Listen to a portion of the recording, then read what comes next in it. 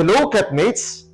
This coming April 2, our local church here in Haro will welcome the 7th Archbishop of the Archdiocese, Bishop Dodong Billones, which is also the 14th Bishop of Haro in history, and will also be called as the Metropolitan Archbishop with all its suffragan dioceses. Pero wait lang, what is the difference between a bishop and an archbishop? Or why some dioceses are called archdioceses? And what does it mean for the Archdiocese of Haro to be called a metropolitan see?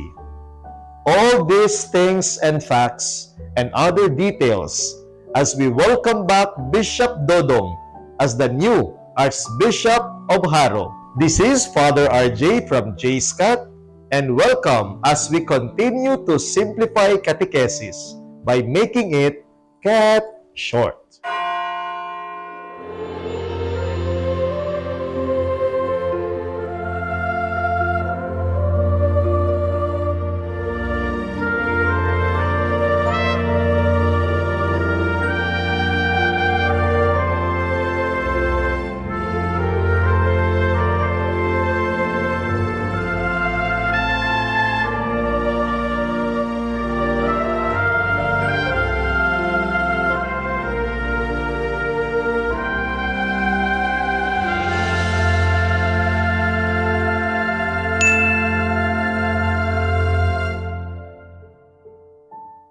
A bishop is a successor of the apostles, entrusted with leading the diocese.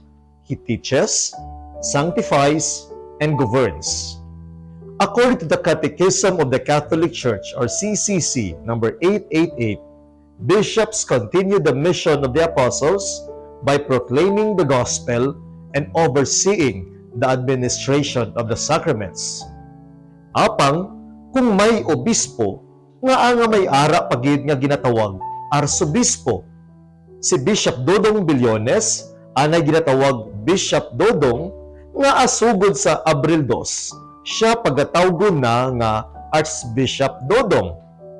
Now, let's talk about the difference between a bishop and an archbishop. A bishop is the head of the diocese, a specific territory of the church. Meanwhile, an archbishop is the head of the archdiocese. An archdiocese is a diocese of greater importance due to 3 reasons: history, size, and influence. In short, pareho lamang sila nga isa ka specific territory sang aton simbahan. Apang ang archdioceses mas masangkad sa maragtas, sa kadakuon, kag sa iya sini significance. Just remember these key differences. Number 1, a bishop leads a diocese, while an archbishop leads an archdiocese. Second, an archbishop has greater responsibilities as he also oversees other dioceses. Third, all archbishops are bishops, but not all bishops are archbishops. Tanan nga arsobispo, obispo. Kapag hindi tanan nga obispo, arsobispo. Now, since we explained the difference between a bishop and an archbishop, ato naman karon pagaistoryahan ang difference ukon kaibahan sang diocese sa archdiocese.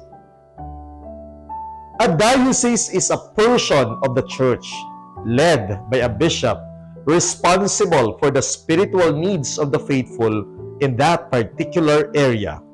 The Code of Canon Law, Canon 369, describes a diocese as a portion of the people of God entrusted to a bishop who shepherds them with the help of priests and deacons forming a particular church.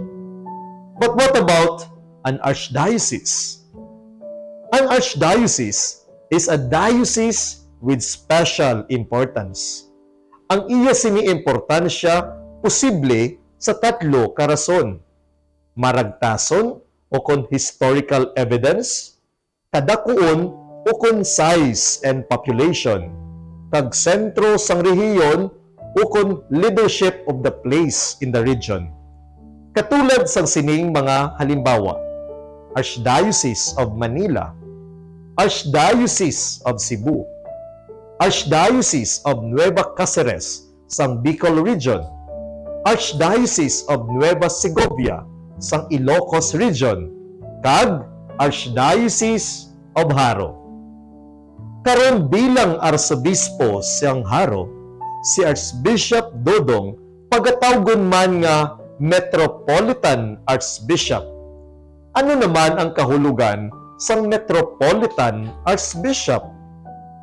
When an Archbishop leads an Archdiocese or the Metropolitan See, that is, the principal diocese of an ecclesiastical province, gani siya ginatawag nga Metropolitan Archbishop. By etymology, Metropolitan came from the word metropolis, a Greek word that means mother city. Thus, a metropolitan see is the mother diocese of the ecclesiastical province or region. Now we talk about the head of the metropolitan see. According to Canon Law number 435, a metropolitan archbishop is the archbishop of a certain diocese who presides over an ecclesiastical province. This means the Metropolitan Archbishop has a special role in overseeing the province's suffragan dioceses. The Archdiocese of Haro is a metropolitan see, meaning it leads an ecclesiastical province. This includes the suffragan dioceses of Diocese of Bacolod, Diocese of San Carlos, Diocese of Kabangkalan, and Diocese of San Jose de Antique. The Metropolitan Archbishop of Haro does not govern these dioceses, but plays a role in, number 1, ensuring faith and discipline are maintained in the region. Second, leading the councils and meetings with suffragan bishops. And third, representing the ecclesiastical province in the universal church.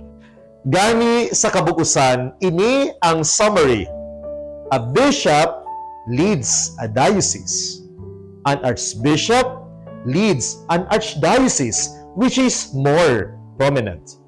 A metropolitan archbishop leads an archdiocese, that is a metropolitan see, overseeing an ecclesiastical province. In other words, in the Archdiocese of Haro, this means that Archbishop Dodong Billones will also have special role not just for Haro, but also for the suffragan dioceses under its province. Gani sa palabuton nga Abril 2, 2025, sa adlaw sa installation ni Bishop Dodong as the Metropolitan Archbishop of Haro, aton man makita ang mga obispo kag mga kaparian nga gikan sa 4 ka suffragan dioceses sang Bacolod, San Carlos, Kabangkalan, kag San Jose de Antique.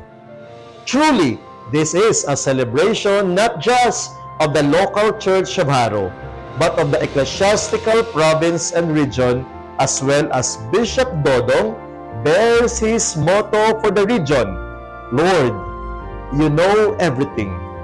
You know that I love you.